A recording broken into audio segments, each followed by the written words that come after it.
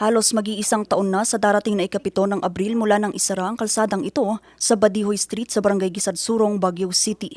Dahil dito halos 200 residente ang direktang apektado. Kung susumahin, nasa 75% ng buong populasyon ng Barangay Gisadsurong ang apektado sa isinarang kalsada.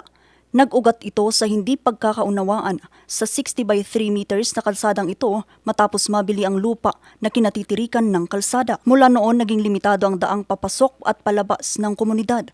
Pero ilang buwan ang nakalipas, tinalakay ng Sangguniang Panlungsod ng Baguio ang isyong ito. Dito napagpasyahan ng konseho na ipasakamay kay Baguio City Mayor Benjamin Magalong ang pagdidesisyon kung tuluyan ng bubuksan ang nasabing kalsada. May kasalanan kasi dyan yung ex-kapitan namin na kuan. Meron siyang pinirmahan na papel na hindi man niya pinaalam sa mga tao. Kaya ganun na nangyari doon.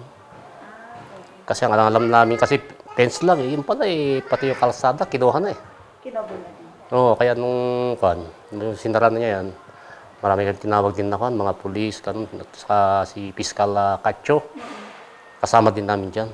Nakapaloob sa Section 19 ng Republic Act 7160 ang Local Government Code of 1991 na nagbibigay ng kapangyarihan sa mga local government unit na gumamit ng eminent domain. Sa ilalim ng Ordinance No. 16 Series of 2026, binibigyan ng kapangyarihan ng alkalde ng Baguio na magsagawa ng negosasyon para sa posibleng pagbili ng lupang kinatitirikan ng kalsada. Kung sakaling hindi magkasundo ang pamahalang lungsod at ang may-ari ng lupa, maaari na ring mag-hain ng expropriation case ang LGU sa korte para matiyak na nananatiling bukas ang nasabing daan sa publiko. Pagtitiyak ito na tuloy-tuloy ang iba't ibang serbisyo para sa mga residente, lalo na kung may emergency. Nakasaad din sa ordinansa na ang halaga ng lupang maaaring bilhin ay dadaan sa tamang appraisal at babayaran ng lungsod ng Baguio ang just compensation alinsunod sa umiiral na mga batas. Sa mga consequence namin, kasi kawawa sila lalo yung mga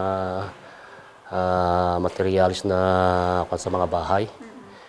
Pag nagpakarga sila ng materialis, ang layo doon pa sa may crossing na tapos bubuhatin nila, kaya nag-ahire ngayon silang tagabuhat. Yun. Kaya magandang ganyan ang kung talagang bubuksan niya.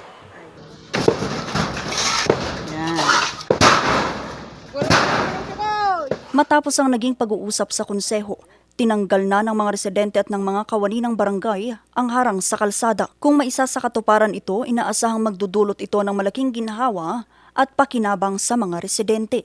Mabuti naman kung gano'n. Kasi maraming, malaki ang maitutulong pag nakabukas itong kalsada. Tulad namin, siyempre, may mga gagawin pa sana kami na para matapos yung bahay. Pero hindi kami makagalaw nga kasi. Hindi kami walang daan na mas maluwang na daan. Sa ngayon, nabubuksan na ang gate ng nasabing kalsada tuwing may emergency at may duplicate na ring susi ang barangay kung sakaling kinakailangan ito na mabuksan. Vanessa Bugtong, RNG News.